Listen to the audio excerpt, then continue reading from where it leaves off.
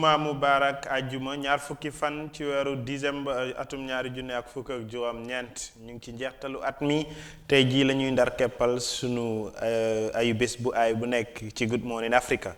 ñu nuyu ñëpp ñu nga xam ne ñu ngi ñuy seetaan ci biir réew mi ak ci bitim réew nuyu staff ak management bu kër gi jaajëfal ñëpp ñuy jàpp ci liggéey bi ba mu yombandi ngir yéen ñu ñuy déglu ak yéen ñu ñuy seetaan ngeen mun a topp li ngeen xaar ci jotaay jii di Good Morning Africa yéen ñi ko safoo xam ngeen li nga ciy xaar dinañ leen dëgtal xibaar yu am solo li gën a fës dinañ ko doore ak sunu studio stories yi buñ ci jógee ñi indil leen newspaper review ci Good Morning Africa Julde Ndiaye la ñuy àndal ci jotaay ju nu mel Julde nuyu nañ la ci beneen Good Morning Africa naka suba si. jàmm rek naka maam Jibi di nuyu suñ viewers rek ñu nekk di ñu seetaan fii saa su ne rek ci Good Morning Africa show bi seen favorite show boo xam ne dañ leen naa indi studio stories very interesting stories in the Gambia and of course around the world and also our local newspaper review di leen dalal fii rek si beneen edition of Sen Suba maam Jibi jaajëfal ko bu baax a baax ci jotaay ji Julde Ndiaye moom la ñuy àndal mu fësalal ñu suñu studio story dinañ ko dooree ak ñi nga xam ne ñoom ñoo nekk ECOWAS dinañ def li nga xam ne mooy seen juróom fukkeeli summit ak juróom benn foofa ca fi nga xam ne mooy Nigeria dinañ ci waxtaanee lu am solo bokk na ci xaalis bu ees bi nga xam ne ñu ngi ko fas yéene def ci réew yi nga xam ne ñoom ñoo bokk ci ECOWAS noona Jizzle xam ngeen ndaw la artiste ci biir réew mi sign na contract ak ñooñu nga xam ne ñooy global property waaye jëndal na boppam dëkkuwaay ci bërëb bu nu mel yooyu ak yeneen xibaar di ngeen ko déggee ci suñu studio stories yi newspaper review voice newspaper Foroyaa ak standard newspaper tey loolu la ñu yeewoo ci kër gi Julde ñi commencé ko ak suñu studio stories yi. yeah comme noo ko waxee rek suñ first studio story bi moo nekk na intercommunal violence terrorism and eco-currency to dominate ECOWAS leaders 56 summit the story reads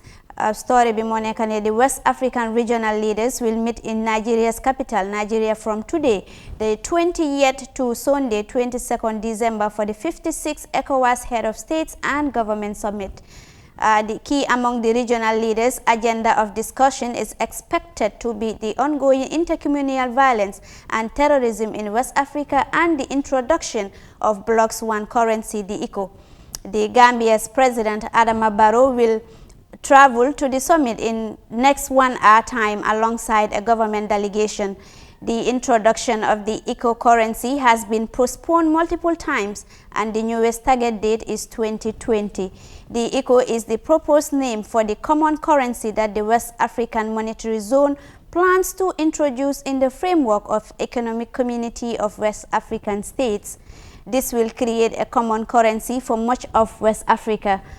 This week, the UN convoy for West Africa and the vast Sahel region, Mohammed bin Ibn Chambers, told the UN Security Council on Monday that in recent months, the region has been sinking by the unprecedented violence. While acknowledging the nexus between terrorism, organized crime, and intercommunal violence, he urged that the importance of distinguishing the each as a drive of violence. Maam Jibi story bi lañ fi of course African head of states and of course President Adama Barrow is among these head of states that will go to Nigeria today, the 20th, and of course till Sunday, the 22nd of December 2019, pour gaay ñu talk about this terrorism, intercommunal violence, and of course ECO moo nekk currency boo xam ne dañ ko bugga within West Africa. Pour loolu noonu mu nekk currency boo xam ne all the West African countries will use that currency maam Jibi nekk na lu am solo ndax summit yi yàgg nañ koo gis yàgg nañ koo dégg tamit African countries yi di daje rawatina West Africa tey nag bu demee ba ñu sumb ne ci dajeeb tey bi dinañ waxtaanee lu jëm ci koppar yu ees yi nga xam ne bëgg nañ West Africa ñu koy jëfandikoo mu nekk xaalis bu nga xam ne dina dugg ci suñ biir muy yomb ba wecceeku wante du am ndax tey Gambie ak Sénégal rek nu mel xool ko boo war a dem Sénégal foog nga wecceeku CFA boo jógee Sénégal ñëw Gambie foog nga wecceeku xaalisu dalasi boo war a dem Mali foog nga ut CFA pour nga dem fa boo war a dem Nigeria di same thing ngay def te ñun ñëpp jàpp nañ ne ñun ñoo nekk Afrique soo jant li ñu boole pour ñu méngaloo ci wàllu koom-koomi xaalis dina yombal lu bëri ci développement bu ñuy séntu ci West Africa bu fekkee yàgg nañ koo sumba tur bi sax nekkoon na problème ñii ñu ngi doon wax nañ use CFA ñii ñu ngi doon wax nañ use leneen ak leneen dem nañ ba nangutoo ne ECO la ñuy use ECO bi ñi related ko to li nga xam ne mooy ECOWAS jàpp nañ ne ku nekk dina ci gis boppam xaalis bi moo ñu gën a ñor ci ndaje lii ndax dinañ dëggal lu nga xam ne dinañ mën a use comme koppar bu nga xam ne ñoo ko moomal suñu bopp. yeneen yi am na solo lu jëm ci li nga xam ne mooy xeex ak yelleefu doomu aadama, lu jëm ci xeex wàllu terrorisme. te terrorisme gis nañ guddi yi toll nii ñu bëri ñu ngi jàpp di gis ne jéey yu muy def ci West Africa bi, dëkk yu mel ni Mali gis nañ li nga xam ne moo fa am. yooyu yëpp tey African countries yëpp dañuy xool naka la ñuy fàggandikoo xeex ko ba ëllëg ñin buñ mën a nekk victime. kon summit yu mel ni buy am ñi gis saafara, ñoom ñu jël ponk yu nga xam ne moom lañ nam waxtaanee, yaakaar nañ ne saafara mun na faa am ba ñoom ñëpp buñ jógee delluwaat seen njaboot ñi dalal seen xel yi. dafa am solo torop comme noo ko waxee rek because this xaalis bi dafa am solo. da nga gis ne fii ba Sénégal sax moo ñu gën a jege, moo xam ne river bi rek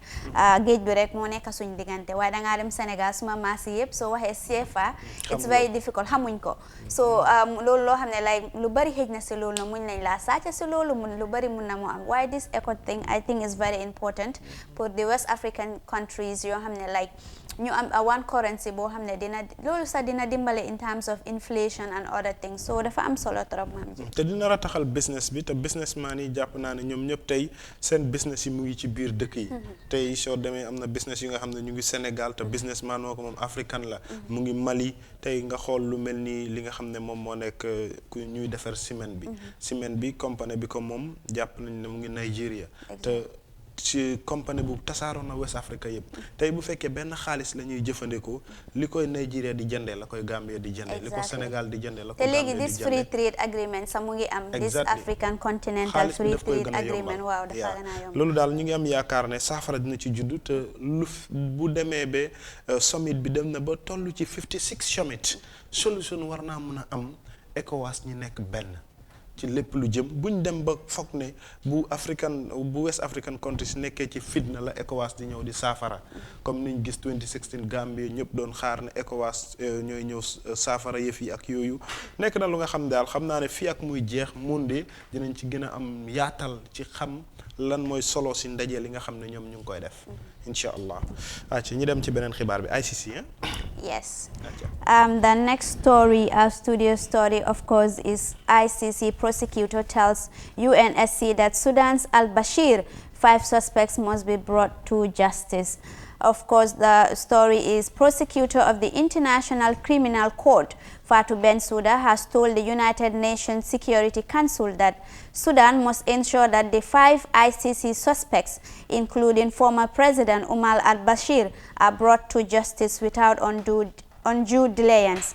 either in the courtroom in Sudan or in The Hague. Bensouda said the office is not aware of any concrete information suggesting that the suspects in the Darfur situation are currently subject to domestic investigation or prosecution for the same criminal conduct alleged in the relevant ICC arrest warrants, and added that unless and until Sudan can demonstrate to ICC judges that it is willing and able to genuinely investigate and prosecute the Darfur suspects for the crime allegedly in their respective arrest warrants, and then these cases will remain admissible before the ICC.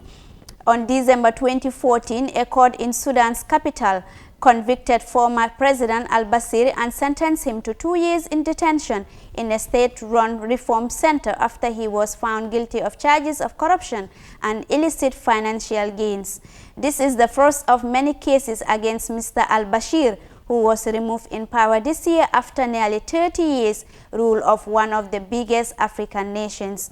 The Gambia-born ICC prosecutor said Sudan has a legal duty to cooperate with my office, and cooperation with the ICC will easily or clearly demonstrate to this council that the international community at large that Sudan is committed to achieving justice for the victims in Darfur situation, and that it has followed through its declared commitments and assurance with visible and practical steps. Of course, that is the ICC prosecutor there, Fatou Bensouda, moom moo nekk di wax ne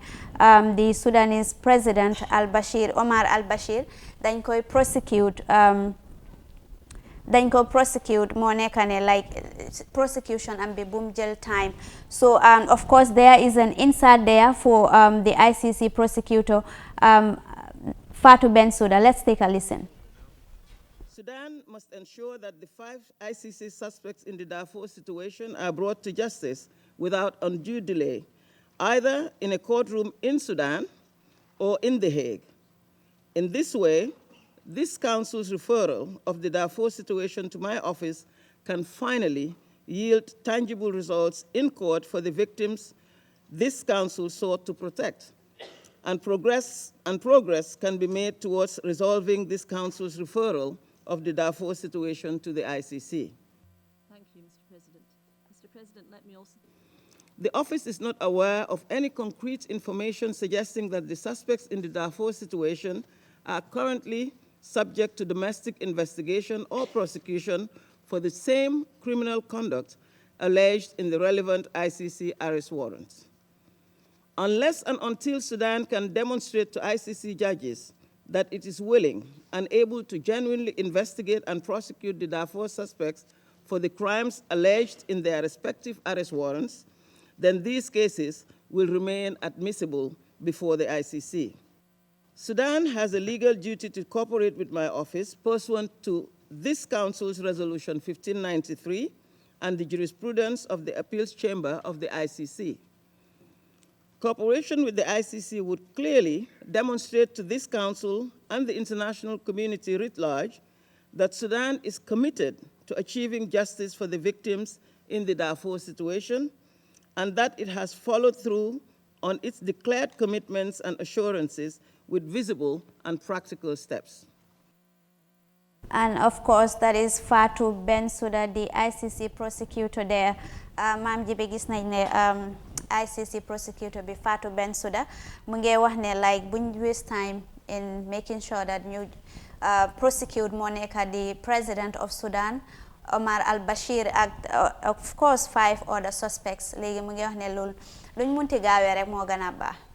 waaw defe naa ne ñoom seen liggéey la ñuy def te doomi réew moomu tam di Sudan ñoom tamit soxla nañ pour jot seen àq ak yelleef ndax Sudan yàgg nañoo dégg fitna ya fay am takk der yàgg nañoo jógee ci dëkk yu mel ni Gambie fii sax ñu ne ñu ngi dem Darfur loolu yëpp la leen fa doon yóbbu mooy fitna ba fa doon am te bu demee bañ jël tuuma teg ne njiitu réew mi fa nekkoon moom moo tax fitna yu nu mel doon dal doomi réew moomu te ñoom tam am nañ àq ak yelleef bu leen luwaa may place yu mel ni ICC ñoom ñi nga xam ne loolu mooy seen taxawaay ngir atte njiiti réew yi nga xam ne wala yenn ci kilifa yi nga xam ne amoon nañ nomboy tànk ci nu njaboote woon seen réew ak seen askan bu demee ba tey ñooñu ñi am ak yelleef bu leen yoon may ñu war a àgg ci bërëb booba gis nañ ki nga xam ne moom moo nekk commissioner bi wala ki jiite ICC muy Fatou Bensouda wax na ci li nga xam ne moom moo nekk sañ-sañ bi doomi Sudan yi ñoo ko am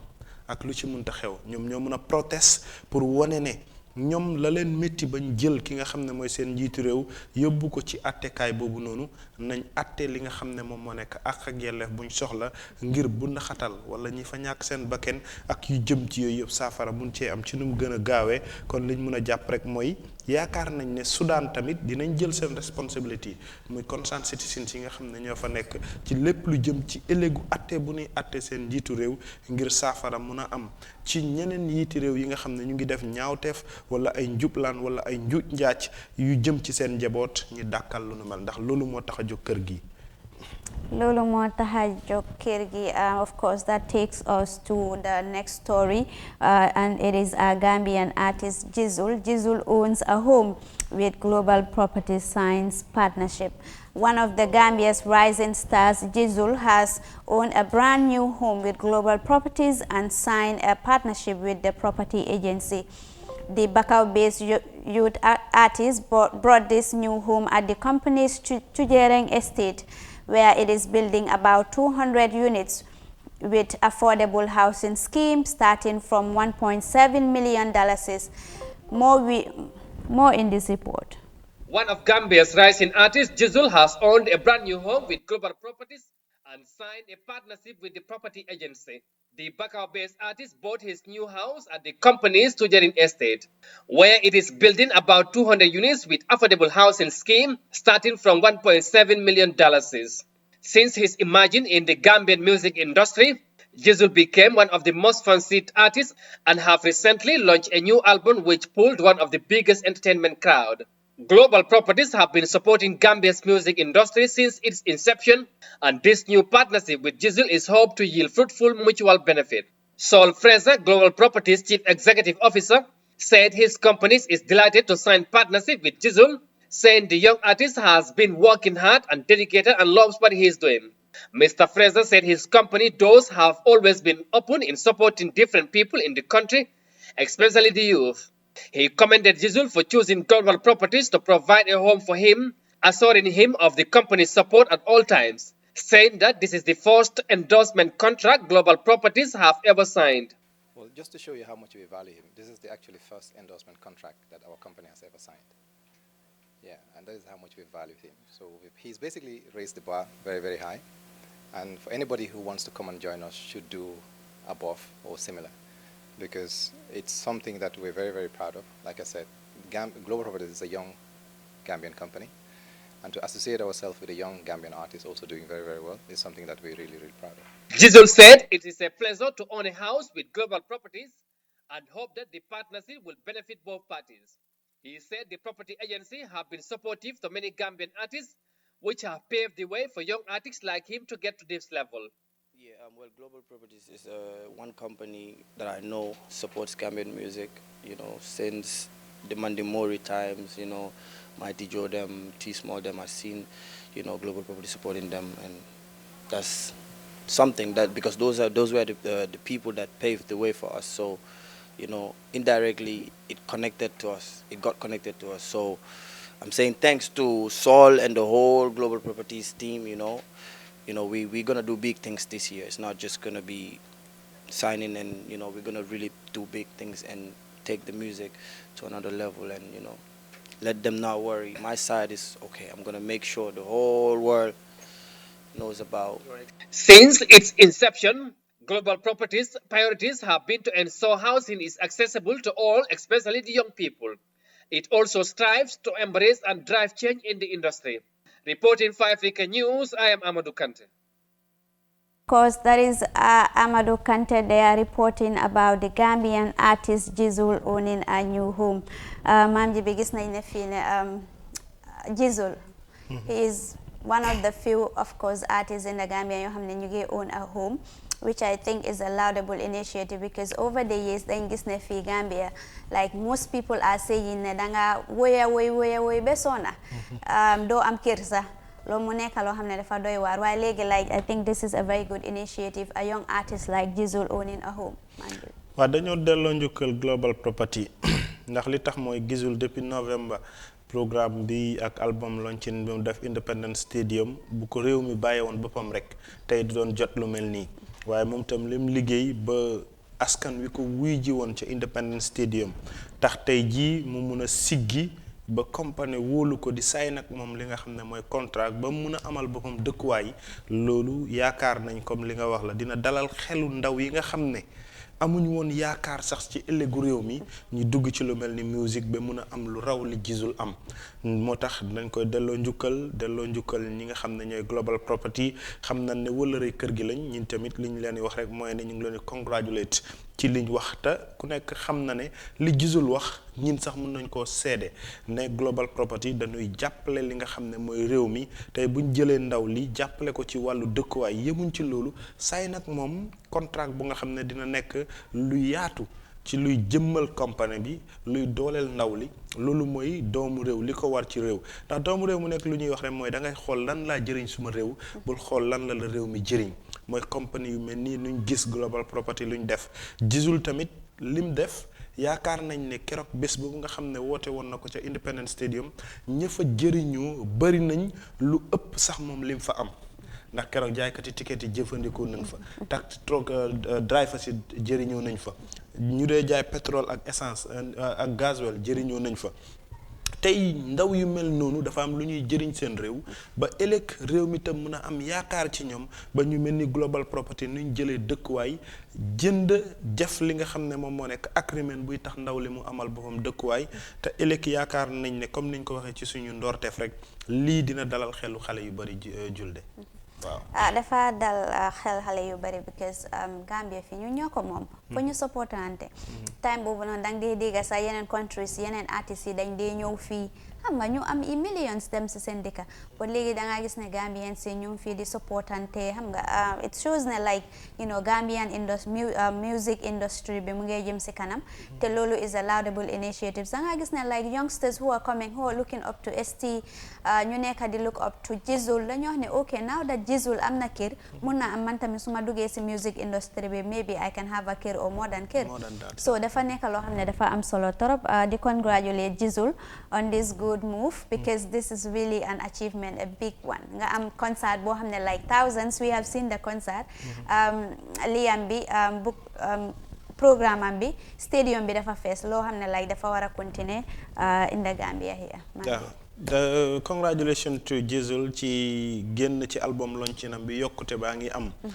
Congratulations to Global Property ñoom tam ci initiative bu ñu def ngir sign ak moom partnership ba ñu gis xale bi amal boppam dëkkuwaay kon loolu yaakaar nañ ne tey jii dina tax comme niñ ko waxee rek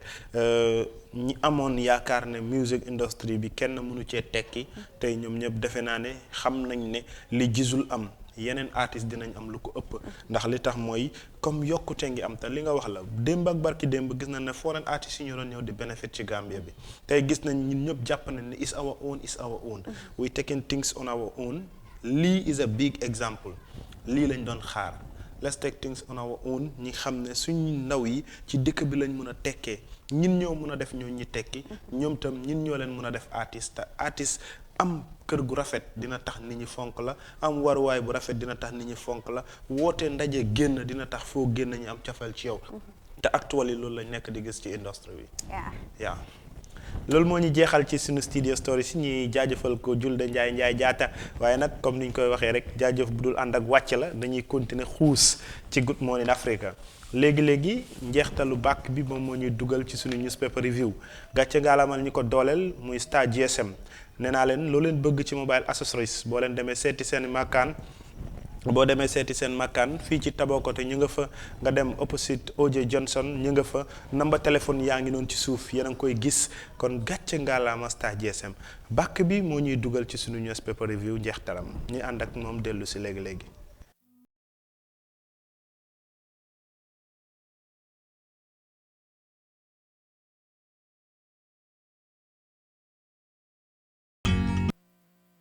njeextalu bàkk bi moo ñuy dugal ci suñu newspaper review ñu dooree ko ak Voice newspaper seen kaddu lan la ñu yeewoo tey Julde. Voice newspaper seen main headlines yi moo nekk ne Lamin Koto military camp commander says camp can serve as police station. Beneen bi moo nekk ne EU disposes 22 million euros of budget support to the national treasury of the Gambia. The other story, of course, on the Voice newspaper is GDC leader wants Jammeh to return to the Gambia. The other one is chief demands land communal dispute to be settled at community levels. Of course, the last story on the Voice newspaper is Ebo Town fire engulfs 4 houses to ashes. These are the stories, main stories on the Voice newspaper, Ma'am Jibi. acca ñi jël Lamin Koto ñoom takkader ya fa nekk wane nañ seen kam bi mënuñ koo jëfandikoo comme police station lan la xibaar bi yaatal ci loola. Voice bi mu ne the camp will never serve as police station for the communities in the region because people in the region have been reporting lots of communal cases to the camp. Captain Malik Boy told officials of National Security and Geneva Center for Security Governance in Jambur during their nationwide sensitization meeting that seeks to popularize the security sector reform. In the past, a lot of cases involving communities have been reported to my station, but since I took over and I end this practice, for me, I will never allow my camp to serve as a police station for the region. It is a military camp and will remain so until my command, Captain Boy said. Of course, Captain Boy said, gis nañ ne fi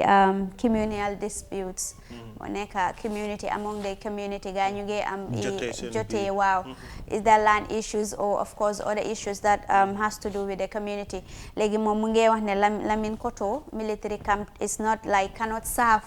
as a police station as in like people ñii dañ dee dem di report foofu noonu so moom mu ngi wax ne like foofu noonu du mun a nekk ay police station Maam Jibi lan moo nekk sa jàngat si waaw am nañ gis-gis ne moom tamit xam-xamam màcc na ci wàllu takk der te xam na militaire liy waru garam ak police liy waru garam police yi ñoom ñoo nekk ci biir askan wi ñoom ñoo war a def li nga xam ne mooy julde mu jotee ak rakkam wala maam ji bi mu jotee ak waajuram bu góor lan lañ war a àttee ci seen biir te ñin xam nañ foofu bu baax a baax man suma relatives yu bari foofu lañ dëkka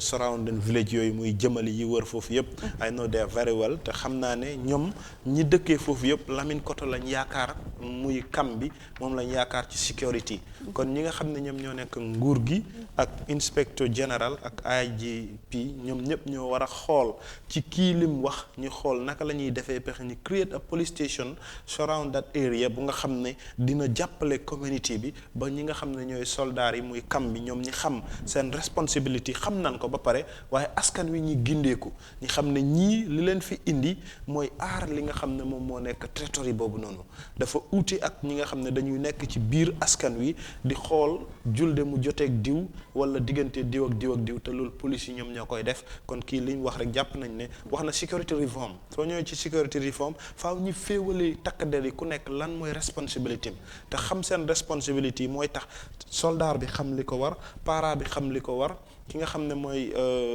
anti crime bi xam li ko war police bi xam li ko war bu boobaa ñoom seen biir sax duñ jotee te bu njëkk gis nañ ne security they were enemies to each other te loolu yëpp ñàkk xam seen responsibility but with what this man said Mr. Boy am nañ expectation yi ne ñi nga xam ne ñooy kilifa yi they will take their responsibility to solve this problem. Of course they will take their responsibility to solve this problem gis nañ ne tamit like bu njëkk ba da ngaa gis police ou paramilitary muy arrest nit ñi xam nga doo xam ne who is who in the security sector da ngaa gis ne tamit PIU officials yi dañoo ñëw xam nga doo dee xam sax nit ñi dañoo arrest ñu warut a arrest ñu arrest ñu war a arrest ñu arrest so all these things most of the cases suñu arrest duñ dee issue a arrest warrant which I think is very important so li ñu this security sector reform and of course the new draft constitution man dama dee dawal machine one day I met with the immigration officer mu ma laaj suma documents ma ne ko my friend yow li nga ma war a laaj mooy suma ID card waaye you don't have right to exactly ask me my documents so these are the issues loolu dafa am ñu ko responsible which shows ne security reform is very good of everyone knowing what is your responsibility in this situation as niñ gisee Mr. Boy ni mu waxee ne ñoom di come there they are not there to serve as police station police station yi ñoom ñoo war a serve community bi and let them provide a police station there pour mu serve li nga xam ne mooy community I think that's the only solution dafa am solo trop beneen bi mooy Ebo Town dafa mel ni kër lakk na fa te loolu tax na fitna la leen jural ngir kër ga nekk na doom. Yes, that story on the Voice newspaper reads, Thursday morning fire outbreak in Ebo Town has destroyed thousands of valuable items of foodstuff and clothing after burning down 4 houses to ashes. It is believed to have has been caused by electric spark. Speaking to Voice in an exclusive interview, Modu FM Jai, deputy spokesperson for Gambia Fire and Rescue Services, said they believe the fire started from spark of electric socket. He added, during our observation, we found out that there was an overload of sockets in the building, which might have resulted in the fire outbreak. That is a tragic report there, of course, in Ebo Town. Gis nañ ne 4 houses are actually burned to ashes with valuable items and food items, clothing and etc. So mu nekk loo xam ne dafa doy waar. And recently maam ji bi dañ gis ne like the fire outbreak, incidents of fire outbreak bi dafa bari torop si dëkk bi. te nit ñi most of times duñ dee xam ne the reason as to why suñ ko xamee sax like most of times investigations bi and all that do they nekk like at the end of the day ñu delluwaat si nit ñi follow up ne wax ne ok lii moo nekk results because li nga wax sax li koy firndeel mooy gis nañ gas company bi lakkoon fii Joswan li fa yàqu woon si ay alal bëri na bu fekkee loolu dafa weesu Ebo Town is not far to that area ñu déggaat Ebo Town tamit they are victim as you say ñeenti kër lakk te li ñu wax ci li indi lakk gi mooy wàllu courant te loolu tax na nag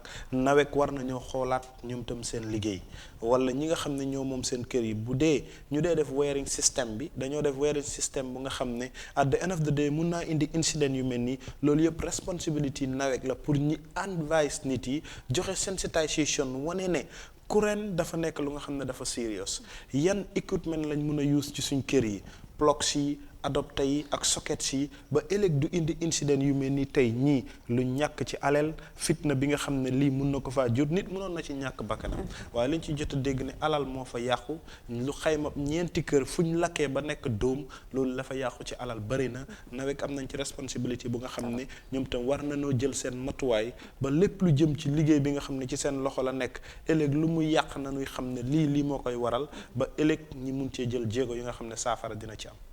te most of these fire outbreaks luñ la dee wax ne moo nekk socket bi moo am problème or is wiring problème fan naa ne loolu dafa am solo trop pour nit ñi ñu xoolaat loolu noonu ñii tamit like borom kër yi tamit ñuy jox koo xam ne ku nekk rek nga ñëw waaya seen house si dañ war a bàyyi xel loolu si loolu tamit like ñu jox ko koo xam ne expert la professional la xam na liggéeyam waaye boo ko jox like nga jox wiring to anybody or no pour mu waaya loolu at the end of the day lii la dee jural te mu nekk loo xam ne dafa doy waar torop maam ci ñu dem ci xibaar bu mujj ci Voice newspaper njiitu GDC honorable Mama Kandeh gaaral na ay kàddum ne njiitu réew mi fi nekkoon Jammeh dafa war a dellu si ci biir réew mi. Of course, the story on that reads that GDC leader Mama Kandeh said the exiled Gambian dictator Yahya Jammeh should be allowed to return to his native country, the Gambia. Kandeh, who was speaking to the Star FM radio, said he sees no reason why Jammeh shouldn't be returned to the Gambia. Jammeh is a Gambian citizen. I have no problem with Jammeh returning to the Gambia. He should come back, and he was born in this country, Kandeh remarked. The people he was working with are still in the country. Some of them had appeared before the TRRC and related their stories. Jammeh too should come back and tell his side of the story to the TRRC, Kandeh added. Jammeh should come to the TRRC and tell his story. So mom that GDC leader bi Mama Kandeh lum nekk di wax moo nekk ne moom dafa gëm ne like Jammeh dafa war a ñëwaat because moom fii la juddu fii moo nekk country am so moom gisul benn reason boo xam ne like keneen ñeneen yi ñu doon liggéeyal ñooñu ñëw nañ fii te dem nañ gis nañ ne gaa ñu ngi testify si TRRC di lu tax moom du mun a ñëw so daf ci waroon a yokk sax ñu bari ñu ngi doon liggéey moom ñu ngi liggéey nguur gi fi nekk loolu sax bu ko ci yokkoon kenn mënu ko weddi te gis nañ ko loolu mooy firndeel li mu wax ne Jammeh doomi réew mi la te ñu bari tamit ci réew mi seen gis-gis mooy comme moom ni mu ko waxee dellu sim ci biir réew mi waru garam la ndax fii la juddoo ñaareel bi mooy wax na li tax ñi samp TRRC bi mooy ñi dëggal jéggalante ci li fi nekkoon ci ñaawteef ak ay métit kon bu fekkente ne bokk na ci moom doxalinu nguuram ci ñaar fukki at ak ñaar moom ci boppam luñ mën a segg ci ya doon am bu fekkee feeñul appuyewul ci TRRC bi ba tey mun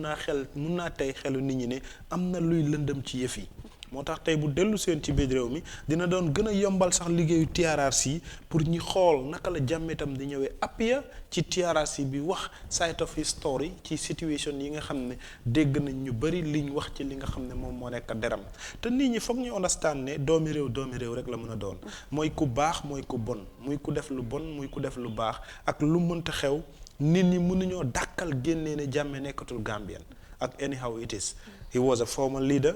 dictator la nit ñi understand nan ko waaye he is a citizen kon suñ demee ba déggee ci kilifa yu mel ni honorable Mama Kandeh ñi gaaral seen kàddu ne dafa war a ñibbisi loi yi war a topp ci kawam ñu topp ci kawam ak yelleefu doomu aadama ñi xam ko ba ëllëg njiitu réew mu fi nekk tamit nga xam ne def lu bon du tax nga mun a daw ba raw danga fi nekk ak ñi nga def lu bon ñu xool la xamal la li nga doon def du yoon bu dee loi daf la war a jàpp mu jàpp la teg la fi mu la war a teg ku nekk continuer ci ay soxlam loolu lañ gëm nii. am na solo torop ku nekk continuer soxlaam te Jammeh tamit comme noo ko waxee rek Gambien la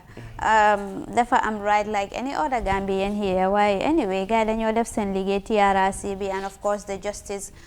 ministry ñu xool how best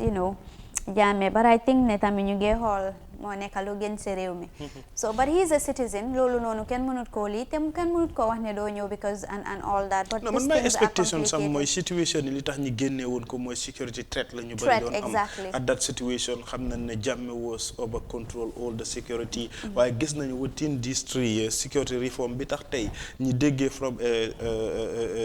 military officer muy wane ne ñoom military yi they are not to serve as police officers loolu yëpp dina la woon ne the reform is somehow existing in the situation of what we're saying ne Jammeh su ñëwee sax dina xam ne lam fi bàyyoon ak li fi nekk uute na loolu moom yaakaar naa ne with the situation of the security reform that we're seeing liñ doon ragal ci moom lu bëri yaakaar nañ ne tey changes am na ci xamuñ nag ëllëg waaye liñ jot a gis ci lañ mën a wax ñi dem ci Foroyaa newspaper nga indi ñi lan moo gën a fës ci seen xet ñi jukki ci xet yi yenn Foroyaa, the main story on the Foroyaa, of course, is lack of quorum impedes National Assembly proceedings. The other one is case of former Ozone Bay employees proceeded before Industrial Tribunal. Lawmakers engage Education Minister. The other story is EU disposes budget support to Gambia's National Treasury. The other story on the Foroyaa newspaper is youth unemployment is Gambia's challenge, Bara VDC chairman. The other one is a nation closing its eyes to its past and ignoring its future. Question of the day on the Foroyaa is why did the security stop the vehicles from Banjul from crossing the bridge during the 3 years Jotna procession? These are the main stories on the Foroyaa newspaper. Let's take the National Assembly boobu tamit am na solo lack of li nga xam ne moom moo nekk taxawaay National Assembly quorum bi ci lépp lu jëm ci taxawaay bu nu mel. Okay, the story is lack of quorum has impeded proceedings of the National Assembly on Tuesday, December 19, 2019. The adjournment of the National Assembly came after the time for Tuesday's sittings exceeded an hour without the National Assembly meeting its quorum to proceed. According to the order paper, legislators were supposed to scrutinize, consider and adopt the reports of the Monitoring Committee and the delegation of the 2009 network of the African Parliamentary Committee on Health in Uganda. Deputy Speaker of the National Assembly, Momodu L.K. Sane, informed lawmakers when an hour exceeded for the approved time to start sittings. He relied on Standing Order 12 and adjourned the National Assembly sittings to Monday, 23rd December 2019. Because of lack of quorum. Quorum. See National Assembly. Very interesting. Very interesting. I know maybe ñoom ñëpp seen loxo moo jàppoon waaye nag xam nañ ne sit-in si tamit dafa am solo ndax loolu moo tax ñoom ñi nekk fa bu fekkee lack of quorum moo tax mënuñoo toogaay jotaay ji te jàpp nañ ne lii tam am na solo ngir luy ñor askan wi la te ñoom loolu moom moo nekk seen responsibility as National Assembly members ndax dañ koy wax penc ndawi réew askan wi ñoom ñooy ñi nga xam ne ñoom ngay xayal bu fekkee lenn ci seen yitte ak seen bëgg-bëgg dafa matee ci li ñuy xaar ci yow nga am lu ko gàllankoor rek xëj na nit ñi mën nañ koo gisee ñàkk jox cër. Loolu la de because man dama believe ne one of the fundamental role of the National Assembly is to be there nga scrutinize something and make sure ne like you make informed decisions waaye ñoom suñ fa nekkutee pour scrutinize loolu noonu time dafa nekk di waste nekk te like they said time is so precious it is not waiting for December is gone. Today is on the 20th. We have just 10 days before the end of the year. Exactly. And we know on the 25th Christmas, on the 31st Christmas, because of all those days are holiday days. So, actually, let's go with the other story, EU. The EU, the European Union, has transferred a triangle of 22 million euros to the National Treasury of the Gambia on the 19th December 2019 as budget support for the country as per the State and Resilience Building Contract Agreement between the EU and the government of the Gambia. A press release issued by the EU indicates that since the time they intensified their relations with the Gambia in 2017, the EU has so far transferred a total of 77 million euros in financial assistance to support the country's reform process in improving its governance, public finance management and service delivery to the citizenry. Gis nañ ne fii tamit the story of the EU disposes to budget support to the Gambia. Gis nañ ne budget bi last year when it comes to revenue suñ xaalis bi last year and this year soo ko compare da ngaa gis ne like dafa daanu torop in terms of the revenue of the country. Last year was I think 28 billion. This year buñ approve I think it's 21. So with all this thing gis nañ ne like we need a lot of things, youth unemployment lu ñu war a tackle, gis nañ fi lu bari loo xam ne dañ ko war a tackle, and education, health. You know, many people are alleging that so they may say lopitaan yi sax doo dee am garab. You know, many people are alleging that the educational system sector also ñii ñu ngi wax ne it's crumbling because da ngaa gis nit ku dem fii ba grade 12 even to write a correct later it's a problem. So these are the issues that xam nga de budget bi the more ñu am ko support from the international partners the better for the country, but should we also always rely on them because gis nañ ne fii the finance minister Mambouré Njie bu mu doon wax mu ne EU some of the budget support for 2018 2019 some of them did not actually deliver their budget support due to the lack of government's commitment in other areas because lii tamit nit su laa jox xaalis daf laa tegal condition loolu la ñu war a understand.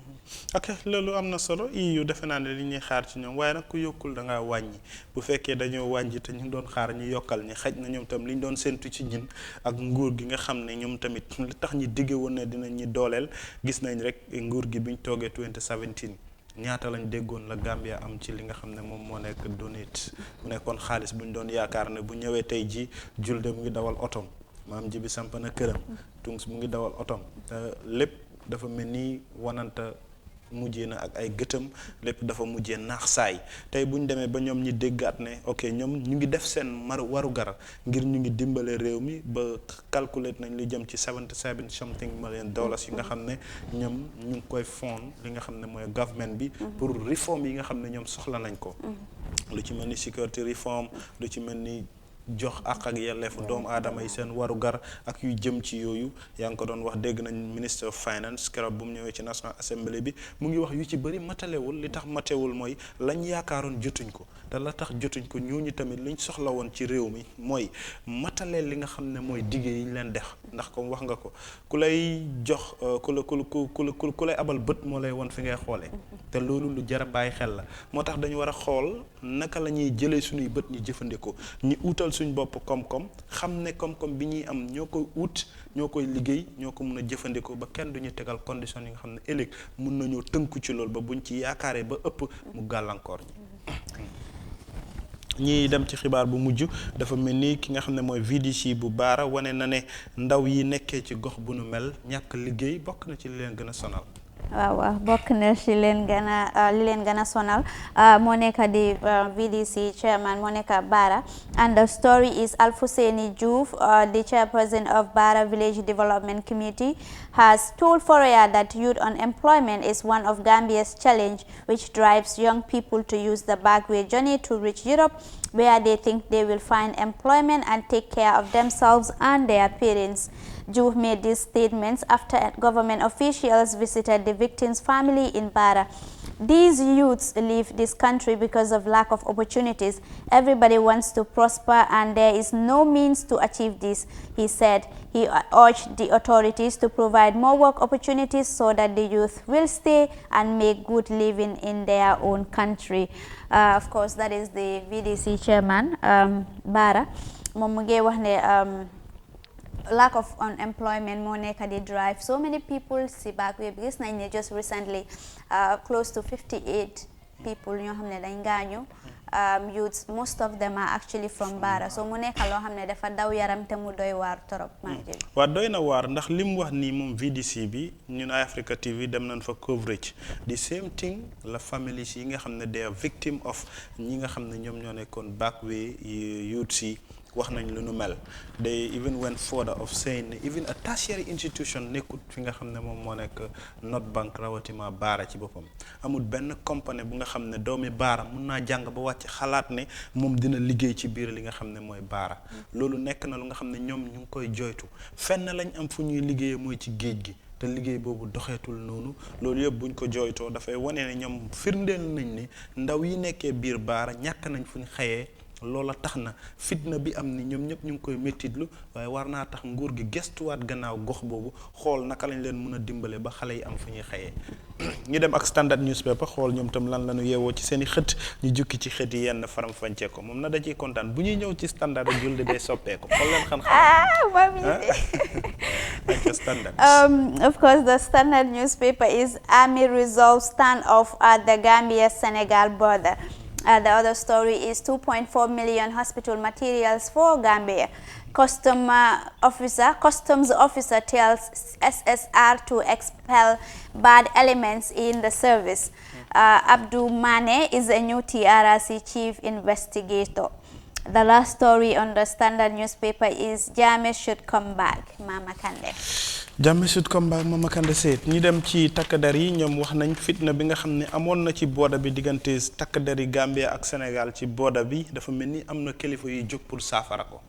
Yes, the story reads, Brigadier General Mamat Cham, commander of the Gambia National Army, on Wednesdays had to rush to the disputed border village of Tranquil near Dasilame to diffuse a standoff between Gambian and Senegalese soldiers. Residents of the village had told the Standard that a highly charged atmosphere developed between the troops from both sides after the Gambian soldiers prevented armed Senegalese soldiers from entering into Tranquil, a village situated in the Gambia, but also claimed by Senegalese. There was a lot of noise and people were really scared as they faced each other, one resident told the Standard.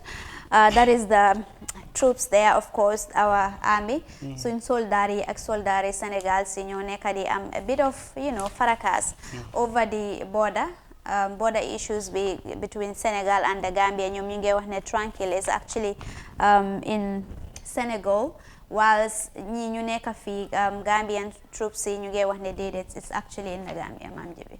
waaw li ci war daal mooy kilifa yi nañ ci jël seen jéego xam naa ne dëkk bu nekk ci réew mu nekk waa réew ma danañ ko xam ndax bu fekkee dëkk bi biir Sénégal la nekk bu ñu demee xool lempo ak ñi nga xam ne ñoom ñoo fa nekk fan la ñuy fayee seen li leen war ci seen dëkkuwaay dinañ ko xam bu fekkee Gambia la tamit I think they will know in this situation defe naa ne comme kilifa yi jóg nañ ku mel ni Brigade Cham ni mu jógee dem wax ak ñi nga xam ne ñoo fa nekk dinañ leen wan ku nekk fan lay em waaye Sénégal ak Gambia li ñu boole dafa bëri ñoo bokk ndey ñoo bokk baay ndax li am diggante Sénégal ak Gambie yombut nga gis ko ci àdduna bi lu ñu wax rek West Africa waaye yombut nga gis ko ci dëkk bi boo demee foofu léegi-léegi boo génnee boo duggee foofu di nga gis ku sant Njaay di nga gis ku sant Njóob di nga gis ku sant Jaata di nga gis ku sant Saane diine buñ ci ñëwee lu bëri ñun ñoo ko bokk kàllaama gu ñuy làkk ñun ñoo ko bokk lu ñuy wutale rek mooy tubaab yi ñoom ñu ngi làkk French ñun ñu ngi làkk English that is the only difference kon defe naa ne lii warta am ci diggante ñaar réew yi nuñ ko gën a mën a saafara moom moo ëpp solo ndax suuf ñun ñëpp dañuy dem bàyyi ko fi li ëpp cër rek mooy kóllëre giñ séq ak responsibility bi nga xam ne suñ ko fi bàyyi ëllëg doom yi bu ñëwee dinañ ko mun a donn ci num rafetee ñu dem ci beneen xibaar bi 2.4 million dollars yi bi nga xam ne dafa mel ni wàllu wér gi yaram jot nañ ko ci biir réew mi acca ñi dem ci TRRC ñoom dafa mel ni am nañ njiit lu ees ci wàllu investigation ginnaaw buñ déggee ki nga xam ne moom moo nekk Mr Barrow resign dafa mel ni Mr Mane lañ fal ci place bu ees booba waaw Mr Mane lañ fal ci place booba and is a press release mu ne following the resignation of Alhaji Seydi Barrow, his former deputy Abdou A. Mane has been promoted to the position of Director of Research and Investigations for the TRRC. Mr. Mane is a police superintendent who has been on secondment to the TRRC since his appointment as an investigator under the Research and Investigations Unit in September 2018. Mane became deputy director following the departure of Barrow's former deputy Mansour Job, who is now with the Human Rights Commission. Mane's deputy is Salas Senghor, also a senior police officer on the secondment on the TRRC, but appointments take effect on January 1st, 2020. Gis nañ ne Alhaji Barrow bu mu fa jógee Abdou Mane lañ fa replace as the head of investigations unit at the TRRC. buñ doon génnee Barrow nag buñ ko doon appoint, so many controversies, so many people are making allegations that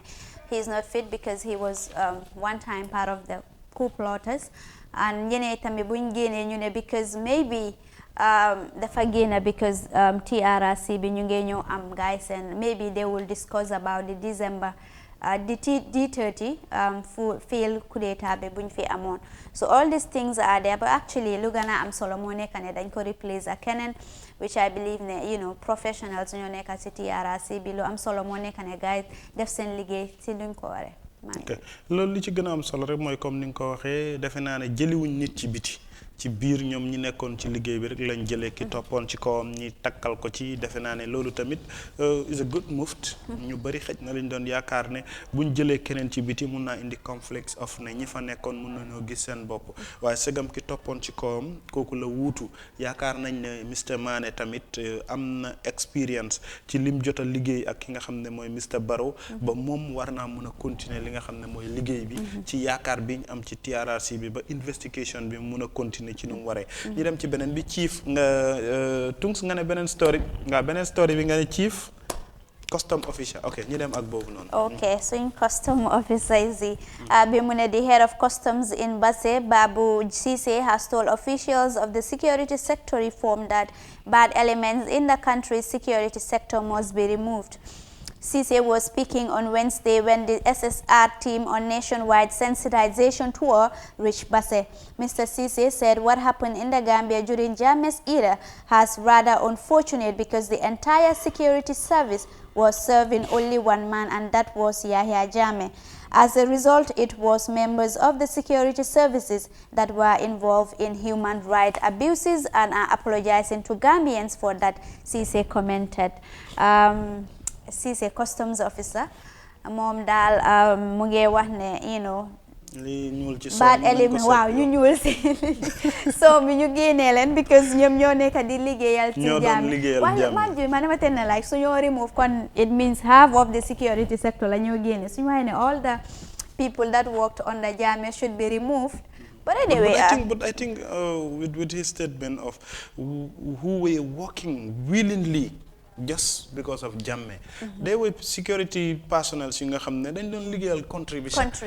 with or without anyhow the situation was ñoom ñu ngi doon serve the nation te dañ doon understand humanitarianly name seen ñi nga xam ne ñoom ñoo nekk citizens yi ne ñii suñ doom lañ ñii suñ wayjur lañ ñii suñ sista lañ waaye there were people yu nga xam ne inside the system comme ni mu ko waxee ñooñu dañ doon ñuul ci biir soow mi ñu nga xam ne ba tey ñu jara seppi lañ. bu fekkee ñoom security reform bi ñëw na sax mënut a soppi seen jikko am na ñu nga xam ñàkk xam la woon ndax ci biir ñaar fukki at ak ñaar bu dee dugg nga ci système bi yow li nga gis rek mooy ñi fa nekk ni ñuy doxee dañ lay wax ne noonu ngay doxee te ñu ne boo demee ci dëkk boo fekkee ñëpp di doxee benn tànk da ngay doxee benn tànk comme ñoom waaye nag lu jara seppi la xool ñi nga xam ne seen démb mooy seen tey ba tey ñoom gëm nañ ne Jammeh lañ doon liggéeyal te ñu ngi doxee système boobu. Let them wipe them out from the system. I also think so because the security sector reform, and I believe na Gambia security sector reform bi do muna progress fonka ñu ngi those bad elements in the system because those people would just think that okay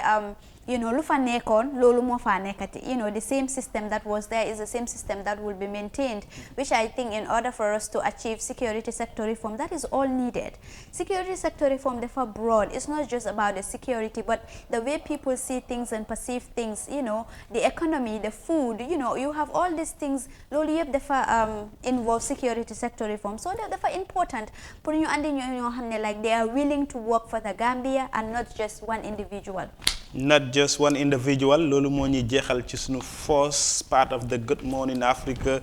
tey Friday 20th of li nga xam ne moo nekk December 2019 ñu wis ko in advance Yaamu Ndaw Camara wax nañ leen ko on the 25th Wednesday mooy birthday Yaamu Ndaw doomu ndeyu ki nga xam ne mooy Ami Camara doomu ndeyu Yaburi Njaay bëgg Ama Baldé ak France bu Banjul sàkku xam-xam on the 25th of December Wednesday moo nekk birthday ñu ngi lay wis in advance ci bés bi ngay waaj a màggal Modou Faye Biram Penda Waagaan moom tamit on the 27 loolu bési tey bii la àjjuma Friday mooy nekk birthday-am ñu ngi koy wax in advance Modou Faye bëgg Balla Gaye Modou Faye Seri Aïcha Modou Faye taalibe Serigne Touba bi moom tam on the 27 mooy birthday-am léegi ñi ànd ak yéen dellu si ci suñ Good Morning Africa am nan fi ndaw yu am solo 5 years peace building ñoom la ñuy am ñuy waxtaanee lépp lu jëm ci seen taxawaay sat musical break ñi naan ndox rek dellu si léegi